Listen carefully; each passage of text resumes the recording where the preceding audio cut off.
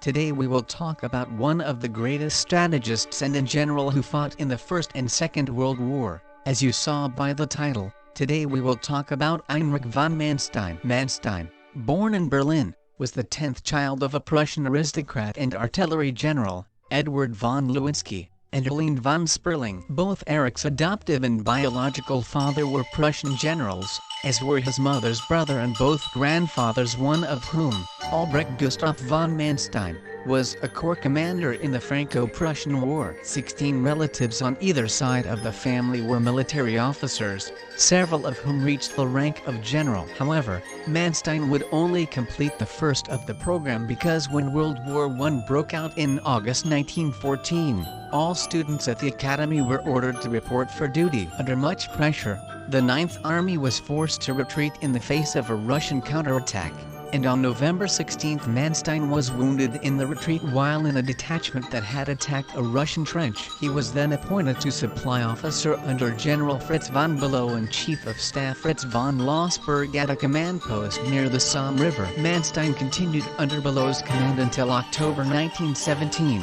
when he was transferred as Chief of Staff to the 4th Cavalry Division, to serve in Riga during the German occupation of that area. As a result of the signing of the Treaty of Brest-Litovsk in March 1918, Manstein's unit was no longer needed on the Eastern Front, and he was instructed to join the 213th Infantry Division near Reims. Integrated into Group N Commando II, he participated in the restructuring of the Imperial German Army, 500,000 men, to form the Reichswehr, the army of the Weimar Republic. Recognized from a young age as a capable and intelligent commander, Manstein was chosen as one of only 4,000 officers chosen by the treaty. In 1921, he was appointed commander of the 6th Company of the 5th Prussian Infantry Regiment and then served as an officer in the Wehrkreiskommando II and IV, teaching military history and tactics until 1927. In the same year, he was promoted to major, serving on the general staff at the Reichswehr Ministry in Berlin,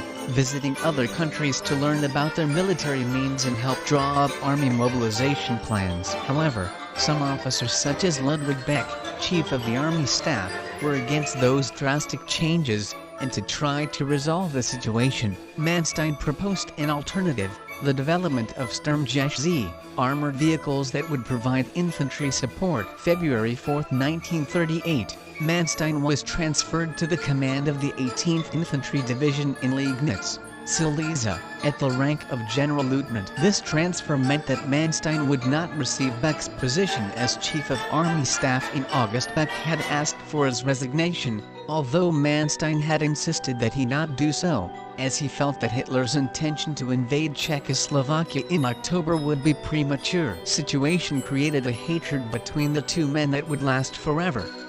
On April 20, 1939, Manstein spoke at Hitler's 50th birthday celebration. He warned the hostile world that if he continued to erect walls around Germany to block the path of the German people toward their future, then he would be only too happy to see the world plunged into another world war. Israeli historian Omer Bartov makes the point that the rise of officials like Manstein was part of a growing trend of the emergence of technocratic officials, usually advocates of National Socialism. He fought in several campaigns throughout World War II, such as the invasion of Poland, France, and even the Soviet Union. The myth that the Wehrmacht was clean or that it never helped in the events of the Holocaust emerged in part from this document, written mostly by Manstein and Cavalry General Siegfried Westphal. Manstein also provided his verbal testimony about the Einsatzgruppen, the treatment of prisoners of war, and the concept of military obedience, particularly as it related to the Commissar's Order, an order issued by Hitler in 1941, which instructed that all Soviet political commissars be executed without trial. The charges included mistreatment of prisoners of war, cooperation with Einsatzgruppe D in the killing of Jewish residents of Crimea, and ignoring the welfare of civilians by making use of scorched earth tactics while withdrawing from the Soviet Union. The prosecution, the responsibility of attorney Arthur Commons Carr, made use of an order that Manstein signed on November 20, 1941, based on the gravity order that had been issued by Field Marshal Walther von Reichenau, showing that Manstein had knowledge of, and was complicit in, the genocide. American historians Ronald Smeltzer and Edward Davies wrote in 2008 that Manstein agreed with Hitler's idea that the war against the Soviet Union was a war to exterminate Jewish Bolshevism, and that he gave false testimony when he said he did not remember signing his version of the gravity order. Manstein's defense, by prominent lawyer Reginald Thomas Paget, argued that the order was justified because many partisans were Jews, and thus Manstein's order that all Jews be executed was justified because it thereby protected his men from attacks by the partisans. Paget called the Russians savages, arguing that Manstein showed his moderation as a decent German soldier in upholding the laws of war against the Russians, who displayed their most terrible savagery. Paget published a best-selling book in 1951 about Manstein's career and trial,